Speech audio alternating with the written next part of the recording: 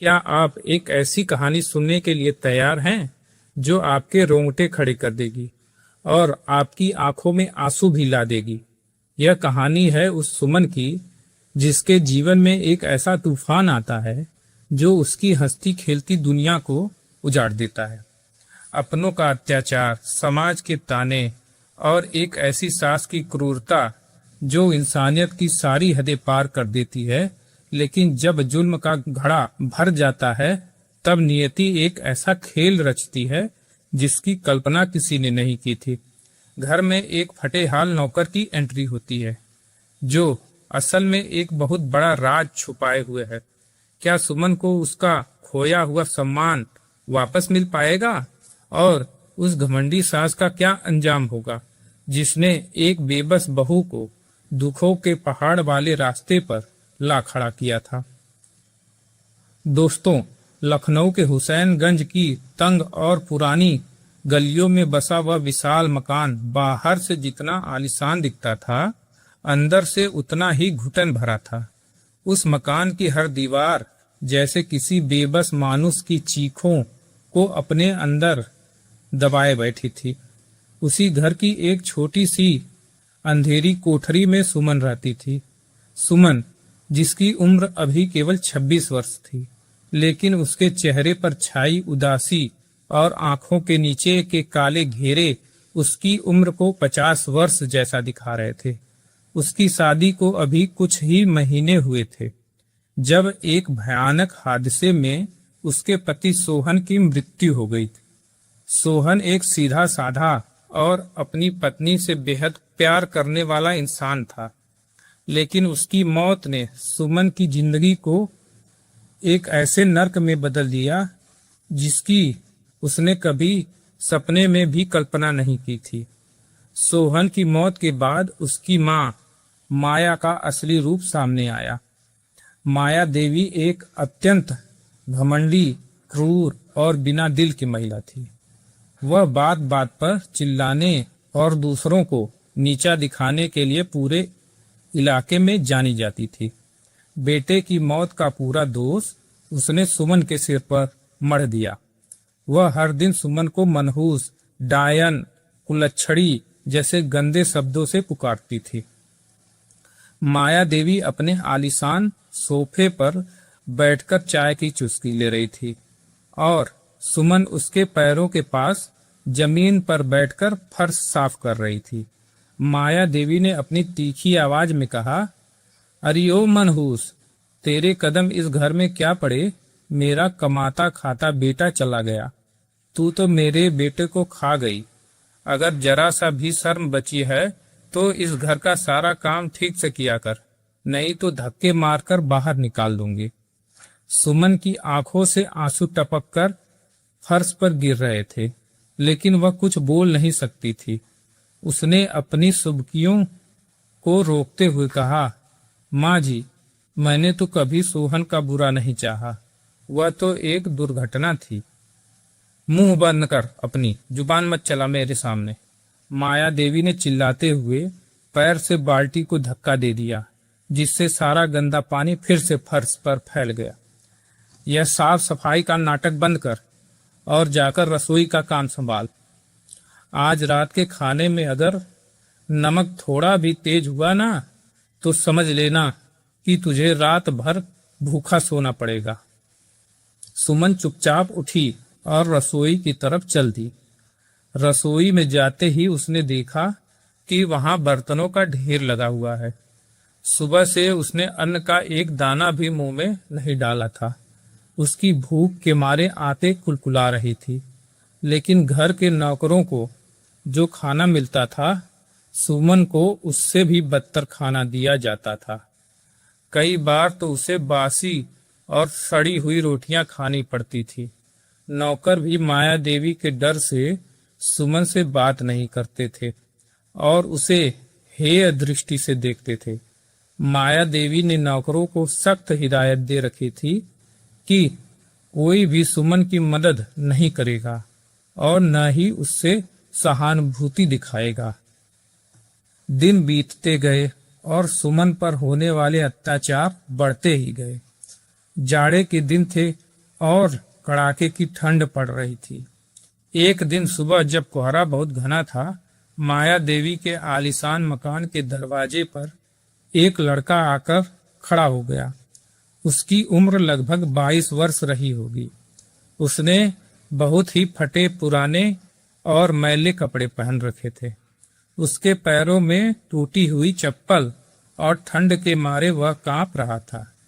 उसके चेहरे पर धूल जमी थी, लेकिन उसकी आंखों में एक अजीब सी चमक और गहराई थी। माया देवी अपने बरामदे में बैठी धूप सेक रही थी। उस लड़के ने हिम्मत करके हाथ जोड़े और बहुत ही दबे स्वर में कहा, माई जी, मुझे कोई भी काम दे दो। मैं कई दिनों से भूखा हूँ। मुझे पैसों की जरूरत नहीं है, बस 2 वक्त की रोटी और रहने के लिए एक छोटा सा कोना दे दीजिए। मैं घर का हर छोटा बड़ा काम कर दूंगा। माया देवी ने उसे ऊपर से नीचे तक देखा। उसके मन में आया कि मुफ्त का एक नौकर मिल रहा है जो बिना पैसों के काम करने को तैयार है। उसने अपनी आदत के अनुसार रौब जमाते हुए कहा, तेरा नाम क्या है रे, और कहाँ से आया है? लड़के ने सिर झुकाकर कहा, माई जी, मेरा नाम राजन है। मेरा इस दुनिया में कोई नहीं है। मैं काम की तलाश में भटकते हुए यहाँ तक आ गया हूँ। माया देवी ने कुछ सोचा और कहा, ठीक है, रख लेती हूँ तुझे, लेकिन याद रखना, यहाँ काम चोरी बिल्कुल नहीं चलेगी। तुझे घर की साफ सफाई, बागवानी और भारी सामान उठाने का काम करना होगा। रहने के लिए बाहर का छप्पर मिलेगा। 2 वक्त का खाना दिया जाएगा। मंजूर है ना? राजन ने तुरंत हामी भर दी। जी माई जी, मुझे सब मंजूर है। आपका बहुत बहुत धन्यवाद। राजन को काम पर रख लिया गया। पहले ही दिन से राजन ने बड़ी लगन से काम करना शुरू कर दिया।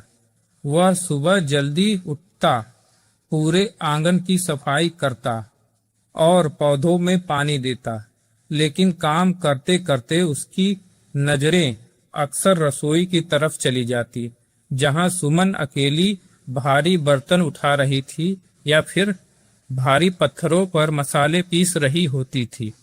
राजन ने बहुत ही कम समय में यह भांप लिया कि इस आलीशान घर में सुमन की क्या स्थिति है। उसने देखा कि कैसे माया देवी हर छोटी बात पर सुमन को गालियां देती थी और उसे मानसिक रूप से प्रताड़ित करती थी। एक दोपहर जब माया देवी ऊपर अपने कमरे में सो रही थी, सुमन कुएं से पानी की भारी बाल्टी खींच रही थी। उसके कमजोर हाथों में इतनी ताकत नहीं थी कि वह उस भारी बाल्टी को आसानी से ऊपर ला सके। रस्सी उसके हाथों को काट रही थी। राजन तेजी से आगे बढ़ा और उसने सुमन के हाथों से रस्सी अपने हाथों में ले ली। उसने एक ही झटके में बाल्टी को ऊपर खींच लिया। सुमन ने डरकर चारों तरफ देखा और कहा, तुम यह क्या कर रहे हो राजन? अगर माँ जी ने तुम्हें मेरी मदद करते हुए देख लिया तो वह तुम्हें नौकरी से निकाल देंगी और मुझे बहुत मारेंगी।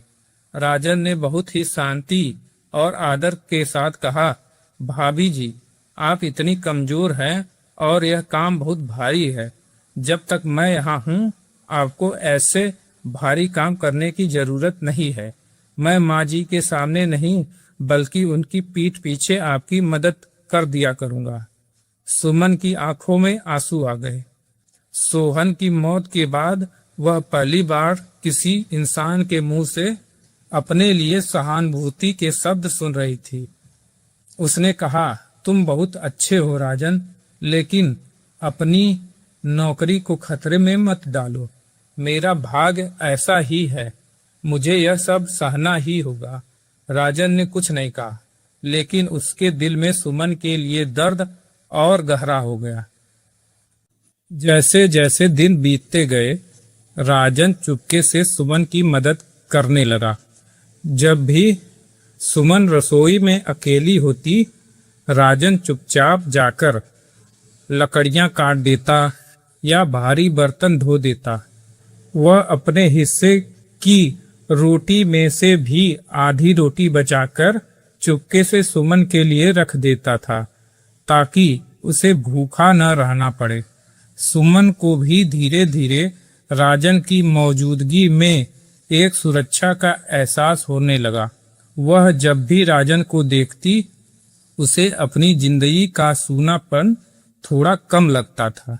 दोनों के बीच ज्यादा बातचीत नहीं होती थी, लेकिन आंखों ही आंखों में एक दूसरे के प्रति आदर और हमदर्दी साफ दिखाई देती थी। यह हमदर्दी कब धीरे धीरे गहरे लगाव और प्यार में बदलने लगी, दोनों को ही इसका एहसास नहीं हुआ। राजन के मन में सुमन के लिए सिर्फ सहानुभूति नहीं थी, बल्कि एक ऐसी भावना थी जो बहुत पुरानी और गहरी लग रही थी। एक दिन माया देवी की एक सहेली उनके घर आई। उसने बातों बातों में माया देवी से कहा, माया, तुम्हारी बहू तो अभी जवान है, तुम इस पर इतना नजर रखती हो, लेकिन आजकल के जमाने का क्या भरोसा, कहीं ऐसा न हो कि यह समाज में तुम्हारी नाक कटवा दे। यह बात माया देवी के दिमाग में बैठ गई। उसने सोचा कि क्यों न सुमन को हमेशा के लिए अपने रास्ते से हटा दिया जाए, ताकि सोहन के नाम पर जो कुछ भी संपत्ति बची है वह पूरी तरह से उसकी हो जाए और समाज में सुमन को बदनाम करके निकाला जा सके। माया देवी ने एक बेहद घटिया और शातिर योजना बनाई। उसने एक रात राजन को अपने कमरे में बुलाया। उस समय चारों तरफ सन्नाटा था। माया देवी ने राजन से कहा, देख राजन, तू एक गरीब लड़का है। अगर मैं तुझे बहुत सारे पैसे दूं तो क्या तू मेरा एक काम करेगा? राजन ने अपनी आंखें सिकोड़ते हुए कहा, कैसा काम माई जी? माया देवी ने फुसफुसाते हुए कहा, तुझे बस इतना करना है कि आज रात तू सुमन के कमरे में जाएगा। मैं बाहर से समाज के कुछ प्रतिष्ठित लोगों को लेकर आऊंगी। हम तुम दोनों को एक साथ पकड़ेंगे। इसके बदले में मैं तुझे 5,000 रुपए दूंगी और शहर से बाहर जाने का टिकट भी दूंगी। राजन अंदर से गुस्से से उबल गया। उसे विश्वास नहीं हो रहा था कि एक सास अपनी ही बहू की इज्जत उछालने के लिए इस हद तक गिर सकती है, लेकिन उसने अपने गुस्से पर काबू रखा। उसने सोचा कि अगर वह अभी मना कर देगा तो माया देवी किसी और के साथ मिलकर यह घिनौनी चाल चल देगी और सुमन फंस जाएगी। राजन ने सिर झुकाकर कहा, ठीक है माई जी, जैसा आप कहें। मैं आज रात सुमन के कमरे में चला जाऊंगा। माया देवी बहुत खुश हुई। उसने सोचा कि उसका तीर सही निशाने पर लगा है। रात के लगभग 12 बजे जब पूरा घर सो रहा था, राजन चुपके से सुमन के कमरे की तरफ बढ़ा। सुमन अपने फटे कंबल में लिपटी जमीन पर सो रही थी। राजन ने उसे धीरे से जगाया। सुमन घबराकर उठ बैठी। राजन, तुम यहाँ इस वक्त क्या कर रहे हो? कोई देख लेगा तो अनर्थ हो जाएगा। राजन ने उसके मुंह पर हाथ रखा और कहा, भाभी जी, शांत रहिए और मेरी बात ध्यान से सुनिए। आपकी सास ने आपको बदनाम करने के लिए एक जाल बुना है। वह बाहर लोगों को इकट्ठा कर रही है ताकि हमें एक साथ दिखाकर आपको बदनाम कर सके और घर से निकाल सके। सुमन के पैरों तले जमीन खिसक गई। वह रोने लगी। हे भगवान, मैंने उनका क्या बिगाड़ा है? वह मेरे साथ ऐसा क्यों कर रही हैं? राजन ने कहा, रोने का समय नहीं है। हमें इस जाल को उन्हीं पर उलटना होगा। आप अभी इसी वक्त मेरे साथ इस घर से बाहर निकलिए। यहाँ रहना अब आपके लिए सुरक्षित नहीं है। इससे पहले कि सुमन और राजन कमरे से बाहर निकल पाते, बाहर शोर सुनाई देने लगा। माया देवी अपने साथ मोहल्ले के 4-5 रसूखदार लोगों को लेकर आ चुकी थी।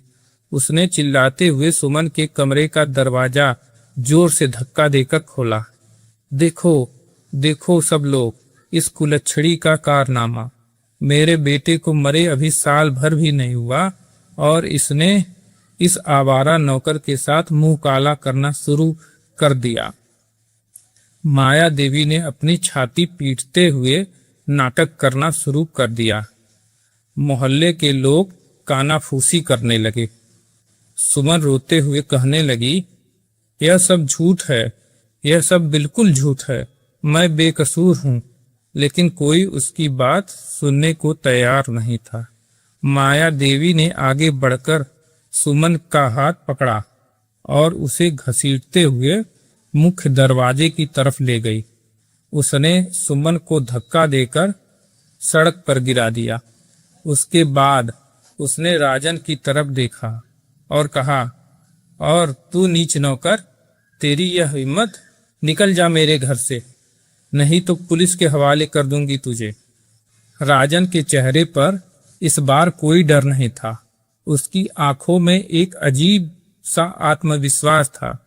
वह आगे बढ़ा और उसने जमीन पर गिरी सुमन को सहारा देकर उठाया। उसने माया देवी की तरफ देखते हुए बहुत ही कड़क आवाज में कहा, माया देवी, आज आपने जो पाप किया है ना, उसका घड़ा बहुत जल्द भरेगा। इस बेकसूर औरत पर जो कीचड़ आपने उछाला है, वह एक दिन आपके अपने चेहरे पर ही लगेगा। बड़ा आया उपदेश देने वाला, अपनी औकात देख और फुट यहां से। माया देवी ने चिल्लाकर दरवाजा बंद कर लिया। रात का समय था, ठंड बहुत तेज थी। सुमन सड़क पर बैठकर रो रही थी। उसके पास न तो कोई अतिरिक्त कपड़ा था और न ही कोई ठिकाना। राजन ने अपना पुराना कंबल सुमन के कंधों पर डाल दिया और कहा, सुमन जी, रोइए मत। उस नर्क से आपका आजाद होना ही बेहतर था। अब से आपकी जिम्मेदारी मेरी है। जब तक मैं जिंदा हूं, आपको किसी चीज की कमी नहीं होने दूंगा। सुमन ने रोते हुए उसकी तरफ देखा। राजन, तुम खुद इतने गरीब हो, तुम मुझे कहाँ ले जाओगे? तुम्हारा खुद कोई ठिकाना नहीं है। राजन ने मुस्कुराते हुए कहा, आप बस मुझ पर भरोसा रखिए, चलिए मेरे साथ। राजन सुमन को लेकर गोमती नगर के एक बहुत ही प्रतिष्ठित और बड़े होटल के पास पहुंचा। यह होटल शहर का सबसे महंगा और आलीशान होटल द ताज होटल था। सुमन को लगा कि राजन शायद उसे इस होटल के पीछे किसी झुग्गी झोपड़ी में ले जा रहा है, लेकिन राजन सीधे होटल के मुख्य द्वार की तरफ बढ़ने लगा। वहां तैनात सुरक्षा कर्मियों ने जैसे ही राजन को देखा, उनकी आंखों में एक अजीब सा सम्मान उभरा, लेकिन राजन ने उन्हें आंखों के इशारे से शांत रहने का संकेत दिया। राजन सुमन को होटल के मैनेजर के पास ले गया। मैनेजर ने राजन को देखते ही खड़े होने की कोशिश की, लेकिन राजन ने तुरंत कहा, सर, यह सुमन जी हैं। इन्हें रहने के लिए एक सुरक्षित जगह और काम की सख्त जरूरत है। क्या आपके होटल में इनके लिए कोई जगह है? मैनेजर ने राजन की बात को तुरंत समझते हुए कहा, हाँ, बिल्कुल है। हमारे होटल के स्टाफ क्वार्टर में एक कमरा खाली है और हमें हाउसकीपिंग विभाग में एक सुपरवाइजर की जरूरत भी है। सुमन जी कल से ही काम पर आ सकती हैं। सुमन को अपनी आंखों पर विश्वास नहीं हो रहा था। उसे इतनी आसानी से एक बड़े होटल में नौकरी और रहने के लिए कमरा मिल गया था। उसे लगा कि शायद राजन की इस होटल के स्टाफ से पुरानी जान पहचान होगी। अगले कुछ हफ्तों में सुमन की जिंदगी पूरी तरह बदल गई। होटल का साफ सुथरा माहौल, अच्छा खाना और सम्मानजनक काम पाकर उसके चेहरे की रंगत वापस लौटने लगी थी। राजन भी उसी होटल में एक छोटे कर्मचारी के रूप में काम करने लगा था। वह हर सुबह सुमन से मिलता, उसका हालचाल पूछता और शाम को उसे उसके कमरे तक सुरक्षित छोड़ता। धीरे धीरे सुमन के मन में राजन के लिए प्यार और गहरा होता गया। वह देखती थी कि राजन भले ही एक साधारण नौकर की तरह रहता था, लेकिन उसकी बातें, उसका व्यवहार, उसकी सोच किसी बहुत ऊंचे घराने के व्यक्ति जैसी थी। वह कभी भी परिस्थितियों से घबराता नहीं था। एक दिन होटल में एक बहुत बड़ी पार्टी का आयोजन हुआ। देश के कई बड़े बड़े उद्योगपति वहां आने वाले थे। सुमन भी काम के सिलसिले में हॉल के पास खड़ी थी। तभी उसने देखा कि होटल के मालिक और शहर के बड़े बड़े अधिकारी मुख्य द्वार पर किसी का इंतजार कर रहे थे। एक बेहद महंगी चमचमाती गाड़ी आकर गेट पर रुकी। गाड़ी का दरवाजा खुला और उसमें से एक बेहद प्रभावशाली और बुजुर्ग व्यक्ति उतरे। मैनेजर ने आगे बढ़कर कहा, स्वागत है सिंघानिया साहब। सुमन ने सुना था कि सिंघानिया ग्रुप देश का सबसे बड़ा औद्योगिक घराना है। उस बुजुर्ग व्यक्ति के पीछे एक और गाड़ी रुकी। सुमन की नजर उस गाड़ी पर पड़ी तो उसके होश उड़ गए। उस गाड़ी में से जो युवक उतरा, उसने बेहद महंगा सूट पहन रखा था। उसकी कलाई पर कीमती घड़ी बंधी थी और उसका पूरा व्यक्तित्व राजाओं जैसा था। वह युवक कोई और नहीं बल्कि राजन था। सुमन अपनी जगह पर जड़ हो गई। उसकी समझ में कुछ नहीं आ रहा था। तभी उसने देखा कि होटल के मैनेजर से लेकर बड़े बड़े लोग राजन के सामने सिर झुकाकर खड़े थे और उसे रोहन सिंघानिया कहकर पुकार रहे थे। राजन, जो वास्तव में रोहन सिंघानिया था, उसकी नजर भीड़ में खड़ी सुमन पर पड़ी। उसने अपने पिता से कुछ कहा और सीधे सुमन की तरफ बढ़ने लगा। सुमन डर के मारे पीछे हटने लगी, लेकिन रोहन ने उसका हाथ पकड़ लिया। राजन या रोहन, यह सब क्या है? तुम कौन हो? सुमन की आवाज कांप रही थी। रोहन ने बहुत ही प्यार से कहा, सुमन शांत हो जाओ, चलो मेरे साथ, मैं तुम्हें सब कुछ सच सच बताता हूँ। रोहन उसे होटल के एक बेहद खूबसूरत और निजी केबिन में ले गया। वहां उसके पिता भी आ गए। रोहन ने सुमन के सामने हाथ जोड़े और कहा, सुमन, मुझे माफ करना कि मैंने तुमसे अपनी पहचान छुपाई। मैं कोई गरीब राजन नहीं हूँ। मेरा असली नाम रोहन सिंघानिया है और मैं इस पूरे सिंघानिया साम्राज्य का इकलौता वारिस हूँ। सुमन ने अविश्वास से कहा, फिर तुम मेरी सास के घर पर एक फटे हाल नौकर बनकर क्यों काम कर रहे थे? तुमने इतने दिन तक यह नाटक क्यों किया? रोहन की आंखों में एक पुराना दर्द छलक आया। उसने कहा, यह कोई नाटक नहीं था सुमन, यह मेरी परीक्षा थी और तुम्हें उस नर्क से निकालने का मेरा प्रयास था। क्या तुम्हें याद है, आज से 7 साल पहले हम दोनों एक ही कॉलेज में पढ़ते थे? सुमन ने अपनी यादों पर जोर दिया। अचानक उसे याद आया कि कॉलेज के दिनों में एक लड़का हमेशा दूर से उसे देखा करता था और उसकी मदद करता था, लेकिन वह बहुत ही शर्मीला था और उसने कभी अपने दिल की बात उससे नहीं कही थी। रोहन ने आगे कहा, हाँ सुमन, मैं वही रोहन हूँ। मैं कॉलेज के समय से ही तुमसे बेपनाह प्यार करता था, लेकिन जब तक मैं अपने दिल की बात तुमसे कहने की हिम्मत जुटा पाता, उससे पहले ही मेरे पिता ने मुझे पढ़ाई के लिए विदेश भेज दिया। जब मैं 3 साल बाद वापस लौटा तो मुझे पता चला कि तुम्हारी शादी सोहन से हो चुकी है। मैं टूट गया था, लेकिन मैंने तुम्हारे सुखी जीवन की कामना करते हुए अपने पैर पीछे खींच लिए। रोहन ने एक लंबी सांस ली और कहा, लेकिन कुछ समय पहले मुझे पता चला कि सोहन की एक हादसे में मौत हो गई है और तुम्हारी सास तुम पर बेइंतहा जुल्म कर रही हैं। मैं तुम्हें उस हालत में नहीं छोड़ सकता था, लेकिन मेरे पिता का मानना था कि मुझे किसी भी लड़की से शादी करने से पहले उसकी असलियत और इंसानियत को परखना चाहिए, क्योंकि हमारे पास बहुत पैसा है और लोग पैसे के लिए कुछ भी कर सकते हैं। इसलिए मैंने एक नौकर का वेश धारण किया। मैं देखना चाहता था कि क्या तुम इस बदहाली में भी अपने अच्छे स्वभाव को बनाए रखती हो या नहीं, और मैंने यह भी देखा कि तुम्हारी सास किस हद तक गिर सकती है। मैंने जो कुछ भी किया वह तुम्हें उस नर्क से हमेशा के लिए आजाद करने और समाज के सामने बेकसूर साबित करने के लिए किया। सुमन की आंखों से आंसू की धारा बहने लगी।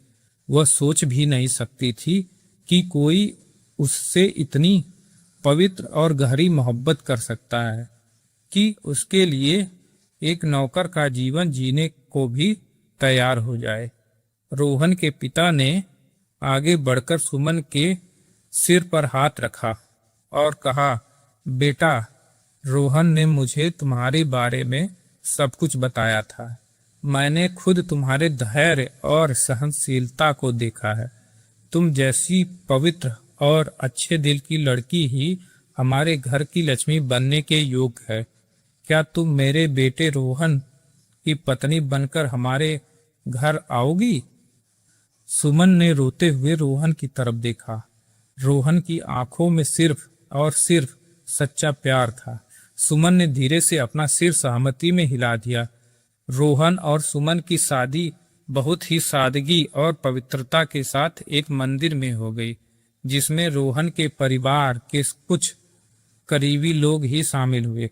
शादी के बाद सुमन अब देश की सबसे अमीर घराने की बहू बन चुकी थी, लेकिन उसके स्वभाव में वही पुराना भोलापन और विनम्रता थी। दूसरी तरफ माया देवी का घमंड 7वें आसमान पर था। उसने सुमन को घर से निकालकर सोहन की सारी संपत्ति अपने नाम कर ली थी, लेकिन वह यह भूल गई थी कि बुरे कर्मों का फल इसी जन्म में भुगतना पड़ता है। माया देवी ने अपने भाई के बेटे के साथ मिलकर एक बड़ा व्यापार शुरू किया। उसके भाई का बेटा बहुत ही शातिर और धोखेबाज था। उसने माया देवी के स्वभाव का फायदा उठाकर सारे कागजातों पर उसके दस्तखत करवा लिए। धीरे धीरे उसने सोहन के नाम की सारी जमीन, मकान और यहाँ तक कि वह आलीशान घर भी अपने नाम करवा लिया। एक सुबह माया देवी जब उठी तो उसके घर के बाहर पुलिस खड़ी थी। उसके भाई के बेटे ने उस पर धोखाधड़ी का केस कर दिया था और कोर्ट के आदेश के अनुसार उस आलीशान मकान को कुर्क किया जा रहा था। माया देवी रोती चिल्लाती रही, यह मेरा घर है, मेरे बेटे का घर है, तुम मुझे बाहर नहीं निकाल सकते। लेकिन कानून के सामने उसकी एक न चली। उसे सिर्फ एक जोड़ी कपड़े में उस घर से बाहर निकाल दिया गया। उसकी सारी सहेलियां और समाज के जिन लोगों के सामने वह अपनी नाक ऊंची रखती थी, सबने उससे मुंह मोड़ लिया। कोई उसे अपने घर में पनाह देने को तैयार नहीं था। दिन बीतते गए और माया देवी की हालत बद से बदतर होती गई। वह लखनऊ के एक बड़े मंदिर के बाहर बैठकर भीख मांगने पर मजबूर हो गई। उसके पास खाने के लिए पैसे नहीं थे और ठंड के मारे उसकी हड्डियां कांप रही थी। एक दिन उसी मंदिर के सामने कई बड़ी बड़ी गाड़ियां आकर रुकी। गाड़ियों में से अंगरक्षक उतरे और उन्होंने एक बड़ी लाल कालीन बिछाई। मंदिर के ट्रस्टी और बड़े बड़े पुजारी बाहर आकर खड़े हो गए, क्योंकि देश के सबसे बड़े उद्योगपति रोहन सिंघानिया और उनकी पत्नी सुमन सिंघानिया वहां एक बड़े भंडारे का आयोजन करने आ रहे थे। माया देवी भी उसी भीड़ में भूख से बेहाल बैठी थी। उसने जैसे ही गाड़ी से उतरते हुए जोड़े को देखा, उसकी आंखें फटी की फटी रह गई। सामने सुमन थी, जिसने बेहद कीमती बनारसी साड़ी पहन रखी थी। उसके गले में हीरों का हार था और उसके चेहरे पर एक दिव्य चमक थी। उसके बगल में रोहन खड़ा था, वही राजन जिसे माया देवी ने नीच नौकर कहकर दुत्कारा था। सुमन ने भीड़ में बैठी अपनी पूर्व सास माया देवी को पहचान लिया। माया देवी की हालत देखकर सुमन का दिल पसीज गया। वह रोहन का हाथ पकड़कर सीधे माया देवी की तरफ बढ़ी। माया देवी डर के मारे कांपने लगी। उसे लगा कि आज सुमन अपनी पुरानी प्रताड़ना का बदला लेगी और उसे पुलिस के हवाले कर देगी या समाज के सामने बेइज्जत करेगी। उसने डरते हुए अपने हाथ जोड़ लिए और रोते हुए कहा, सुमन, मुझे माफ कर दे बेटा। मैंने तेरे साथ बहुत बुरा बर्ताव किया। मैंने तुझे मनहूस कहा, लेकिन असल में मनहूस और पापी तो मैं थी। मुझे मेरे कर्मों की सजा मिल गई है। मुझे पुलिस के हवाले मत करना बेटा। तुमने सुमन की आंखों में आंसू आ गए। उसने बिना किसी नफरत के आगे बढ़कर माया देवी के हाथ पकड़े और उन्हें जमीन से उठाया। उसने कहा, माँ जी, मैंने आपको बहुत पहले ही माफ कर दिया था। मैं यहाँ आपसे बदला लेने नहीं आई हूँ। मेरे संस्कारों ने मुझे बड़ों का आदर करना सिखाया है, चाहे उन्होंने मेरे साथ कैसा भी व्यवहार किया हो। सुमन ने रोहन की तरफ देखा। रोहन ने मुस्कुराकर सहमति दी। सुमन ने अपने मैनेजर को बुलाया और कहा, इन माई जी को हमारे वृद्धाश्रम में ले जाइए। वहां इनके रहने, खाने और इलाज का पूरा इंतजाम होना चाहिए। इन्हें जीवन की हर सुख सुविधा मिलनी चाहिए। माया देवी फूट फूट कर रोने लगी। उसने सुमन के पैर पकड़ने की कोशिश की, लेकिन सुमन ने उन्हें रोक दिया। माया देवी ने रोते हुए कहा, मैं कितनी अंधी थी जो एक साक्षात देवी को पहचान नहीं सकी। तूने मेरे जैसे पापी को भी सहारा दिया। भगवान तुझे हमेशा खुश रखे। माया देवी को अपने किए पर पछतावा था और अब वह एक सुरक्षित स्थान पर अपने पापों का प्रायश्चित कर रही थी। दूसरी ओर सुमन और रोहन एक खुशहाल जिंदगी बिता रहे थे। सुमन ने साबित कर दिया था कि चाहे परिस्थितियां कितनी भी कठिन क्यों न हो, इंसान को अपनी अच्छाई और धैर्य का साथ नहीं छोड़ना चाहिए। यह कहानी हमें सिखाती है कि घमंड और बुरे कर्मों का फल इंसान को इसी धरती पर भुगतना पड़ता है। समय बदलते देर नहीं लगती।